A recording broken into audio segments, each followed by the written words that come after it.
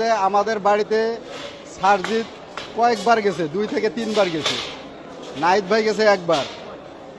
ওরা কিছু তো দেওয়া থাকলো দূরের কথা, ওরা আমরা ফোন দিলে ফোনও রিসিভ করে না, স্পষ্ট কথা।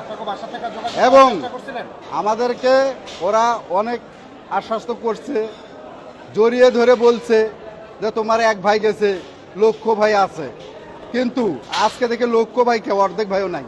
সরকারি দল থেকে বর্তমান প্রধান উপদেষ্টা যে ডক্টর মোহাম্মদ ইউনূস, উনি আমাদের বাড়িতে গেছে, আমাদের সবাইকে নিয়ে বসছে, ভাই বোন মা বাবা চাচা সবাইকে নিয়ে বসছে, বসে সবার সাথে শুধু কুশল বিনিময় করছে, কথাবার্তা বলছে। আর একটি কথা বলছে যে তোমাদের যে কোনো সমস্যা হলে আমাদেরকে জানাবা। কিন্তু এখন আব্বা যখন অসুস্থ হয়ে পড়ে রংপুর মেডিকেল কলেজ হাসপাতালে, তাকে এমার্জেন্সিভাবে ঢাকা সিএমএসে আনা লাগে। ওই সময় আমি কয়েকটা দপ্তরে ফোন দিছি, কিন্তু তারা ফোন রিসিভ করে না। এটা আমার সবচাইতে বড় দুঃখ। কিন্তু ওনারা শুধু আশ্বাস্ত করে মানুষকে, কিন্তু প্রশ্রয় দেয় না। তারা শুধু আমাদেরকে আশ্বাস্ত করছে, ঠিক আছে।